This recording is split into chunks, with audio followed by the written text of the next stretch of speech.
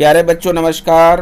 Sai education गुरु में आप सबों का स्वागत है। मेरा नाम नकुल प्रजापति है। आज पढ़ाने जा रहा हूँ भूगोल समकालीन भारत 1 कक्षा 9 अध्याय 1। शीर्षक है भारत आकार और स्थिति। आप देखिए ऊपर दिखाई दे रहा है भारत आकार और स्थिति। भारत विश्व की प्राचीनतम संस्कृतियों में से एक है। पिछले 5 दशकों में भारत ने सामाजिक आर्थिक रूप से बहुमुखी उन्नति की है। कृषि, उद्योग, तकनीकी और सर्वांगीण आर्थिक विकास में अद्भुत प्रगति हुई है। भारत का विश्व इतिहास में भी महत्वपूर्ण योगदान है। आप सबको याद रखना चाहिए, दशक का अर्थ होता है 10 वर्ष का समय। 10 वर्ष का जो समय बीतता है उसको दशक कहते हैं। 100 वर्ष का जो समय बीतता है उसको शतक कहते हैं। तो पिछले 5 दशकों का अर्थ होता है पिछले 50 वर्षों में भारत ने सामाजिक आर्थिक रूप से बहुमुखी उन्नति की है। कौन कौन से क्षेत्र में किया है प्यारे बच्चों, ध्यान रखिएगा। इसमें है कृषि, उद्योग, तकनीकी और सर्वांगीण आर्थिक विकास के क्षेत्र में अद्भुत प्रगति की है। इस प्रकार से भारत का विश्व के इतिहास में महत्वपूर्ण योगदान है। अब आते हैं भारत का स्थिति। भारत का स्थिति कैसा है, अब इसको सुनना है। भारत एक विशालतम देश है। यह उत्तरी गोलार्ध में स्थित है।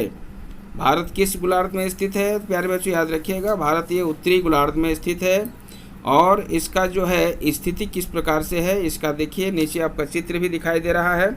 इस चित्र से आप समझ सकते हैं 1.1 में भारत और उसका विश्व का स्थान जो है, इसका मुख्य जो है भूभाग 8 डिग्री 4 मिनट उत्तर से 37 डिग्री 6 मिनट उत्तर अक्षांश तथा 68 डिग्री 7 मिनट पूर्व से 37 डिग्री 25 मिनट पूर्व देशांतर तक है।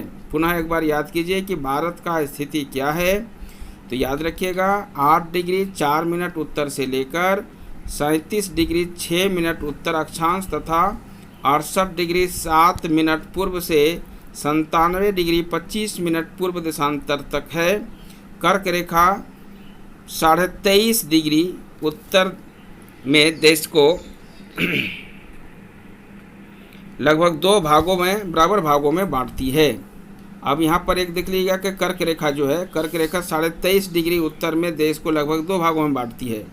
भारत के मानचित्र को देखते हुए याद रखिएगा, इसमें से एक ट्रिक्स भी आप लोग को बताने जा रहे हैं, जिसको याद रखिएगा। कलम हो तो फटाफट इस ट्रिक्स का नाम आप लोग लिखिए। ये ट्रिक्स है कि भारत में कर्क रेखा किन किन राज्यों से गुजरती है। भारत में कर्क रेखा किन किन राज्यों से गुजरती है, उस पर एक ट्रिक्स है जिसका नाम है मित्र पर गमछा झाड़। प्यारे बच्चों फिर से लिखिए, सुनिए, मित्र पर गमछा झाड़। इसका उत्तर है विस्तार से, मी से हो गया मिजोरम, त्र से त्रिपुरा, प से पश्चिम बंगाल, र से राजस्थान, ग से है गुजरात, म से मध्य प्रदेश, छ से होगा छत्तीसगढ़ और झारखंड। फिर से देखिए, भारत में कर्क रेखा किन किन राज्यों से होकर गुजरती है, उस पर एक छोटा सा ट्रिक्स है, उसका नाम है मित्र पर गमछा झाड़। और उसका पूर्ण रूप से नाम होता है मी से मिजोरम, त्र से त्रिपुरा, प से पश्चिम बंगाल, ग से पश्चिम बंगाल, र से राजस्थान, ग से गुजरात, म से मध्य प्रदेश, छ से छत्तीसगढ़ और झारखंड। इस प्रकार से देखेंगे तो मुख्य भूभाग के दक्षिण पूर्व में अंडमान और निकोबार द्वीप समूह बंगाल की खाड़ी में तथा दक्षिण पश्चिम में लक्षद्वीप समूह जो है सो अरब सागर में स्थित है। अपनी एटलस की सहायता से इन द्वीप महासागरों का भी विस्तार को जान सकते हैं। नीचे एटलस में आपका विश्व का मानचित्र भी दिया हुआ है।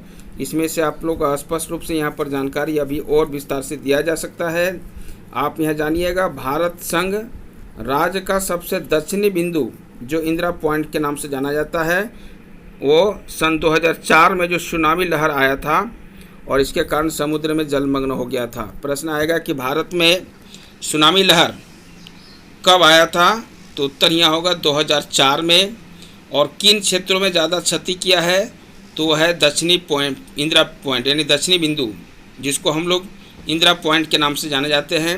अंडमान निकोबार द्वीप समूह की यहाँ से लगभग 300 बिंदु है, उसमें से है इंदिरा पॉइंट।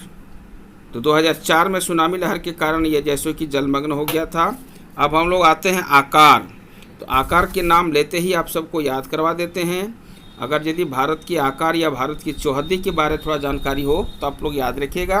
भारत का चौहद्दी क्या है, अगर एक प्रश्न आएगा तो सीधी सी बात रखना, भारत के उत्तर में हिमालय, दक्षिण में हिंद महासागर, पश्चिम में अरब सागर, पूर्व में बंगाल की खाड़ी। इस प्रकार से 3 ओर से समुद्र से घिरा हुआ ये भारत का चौहद्दी है। पश्चिम में अरब सागर, पूर्व में बंगाल की खाड़ी और दक्षिण में हिंद महासागर, एक और जो है सो कि पहाड़ों से घिरा हुआ है। और वो पहाड़ क्या है, हिमालय पहाड़ है। भारत का भूभाग का कुल कितना क्षेत्रफल है, प्रश्न आएगा, भारत भूभाग के कुल कितना क्षेत्रफल है, तो उत्तर याद रहेगा 32.8 लाख वर्ग किलोमीटर है। भारत का क्षेत्रफल विश्व के कुल भौगोलिक क्षेत्रफल का 2.4% यानी 2.4% है। स्पष्ट है, भारत विश्व का 7वां बड़ा देश है। तो भारत विश्व का 7वां बड़ा देश किस प्रकार से है, क्षेत्रफल के दृष्टि से भारत का विश्व में 7वां स्थान है, जबकि जनसंख्या के दृष्टि से भारत का विश्व में दूसरा स्थान है। भारत की स्थल सीमा रेखा लगभग 15,200 किलोमीटर और समुद्री तट रेखा अंडमान से निकोबार द्वीप समूह तथा लक्षद्वीप के साथ यानी 7.516 किलोमीटर है। यानी इसको देखेंगे तो 7,516.6 किलोमीटर है। भारत के उत्तर तथा उत्तर पूर्वी सीमा पर नवीनतम बलित पर्वत है। इनके दक्षिण का भूभाग उत्तर में चौड़ा है और 22 डिग्री उत्तरी अक्षांश से हिंद महासागर की ओर संकरा होता गया है। इसके पश्चिम में अरब सागर तथा पूर्व में बंगाल की खाड़ी है। अभी बताए थे कि भारत की चौहद्दी में भी आप सबको याद हो गया होगा, 3 ओर समुद्र से घिरा हुआ है, एक और उत्तर पहाड़ हिमालय पहाड़ से घिरा हुआ है। और फिर हिमालय पहाड़ का जो भारत में किस प्रकार से फैला हुआ है, तो एक तलवार की भांति फैला हुआ है। ठीक है, इसको आप सब याद रखिएगा। अक्षांश और देशांतर का विस्तार लगभग 30 डिग्री है, परंतु फिर भी उत्तर पश्चिम का विस्तार उत्तर दक्षिण के विस्तार की अपेक्षा कम प्रतीत होती है। तो गुजरात से लेकर के अरुणाचल प्रदेश के स्थानीय समय में भी कितने घंटे का अंतर है, गुजरात से अरुणाचल प्रदेश, गुजरात है आपका पश्चिम में और अरुणाचल प्रदेश है पूरब में। तो पश्चिम से पूरब की ओर जो है उसमें कितने घंटे का अंतर है, उत्तर याद रखिएगा 2 घंटे का। एक ग्रीनविच को पार करने में भी 2 घंटे का समय लग जाता है, इन्हीं कारण से 2 घंटे का अंतर भी है। अतः 82.5 डिग्री पूर्वी देशांतर रेखा को भारत का मानक मध्यांतर माना गया है। ये भी बहुत ही महत्वपूर्ण प्रश्न है।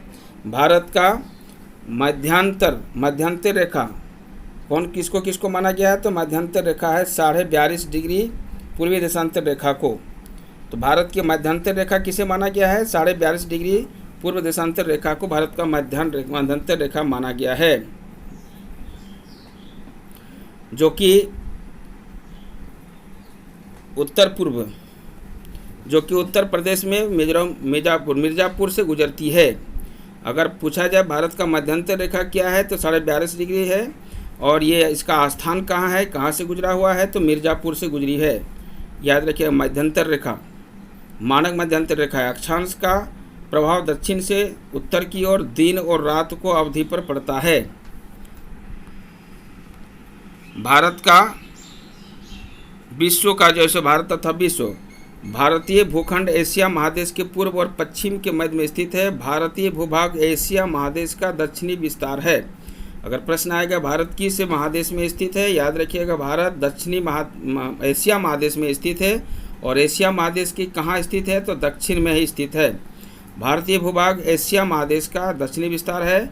हिंद महासागर जो पश्चिम में यूरोपीय देश और पूर्वी एशियाई देशों का मिलाता है, भारत को केंद्रीय स्थिति प्रदान करता है। देखिए, दक्षिण का पठार हिंद महासागर में शीर्षवत फैला हुआ है और पश्चिम एशिया, अफ्रीका और यूरोप के देशों के साथ साथ पूर्वी एशिया के देशों में भी पूर्वी तट के मध्य से निकटतम संबंध बनाए हुए हैं। हिंद महासागर में किसी भी देश की तटीय सीमा भारत जैसी नहीं है। भारत इसी महत्वपूर्ण स्थिति के कारण महासागर का नाम इसके नाम पर रखा गया, हिंद महासागर के नाम पर रखा गया है। आप पुनः आपका ये चित्र से अवगत कराना चाहते हैं।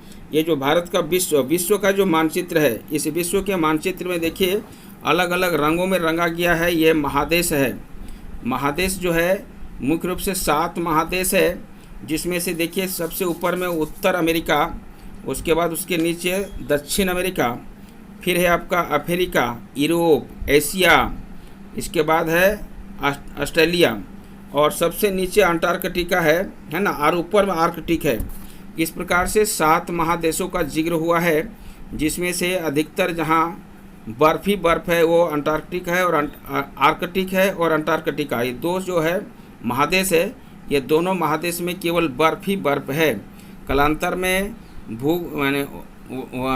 ग्लोबल वार्मिंग के कारण, प्रदूषण के ज़्यादा खतरा मंडराने के कारण आपका ये जो आर्कटिक और अंटार्कटिक महादेश है जहाँ केवल बर्फ़ ही बर्फ़ है, वो कालांतर में पिघल करके प्रशांत महासागर में बह जा रहा है। अगर यही स्थिति बनता रहे तो आने वाला समय बहुत खतरे का और संकेत करता है।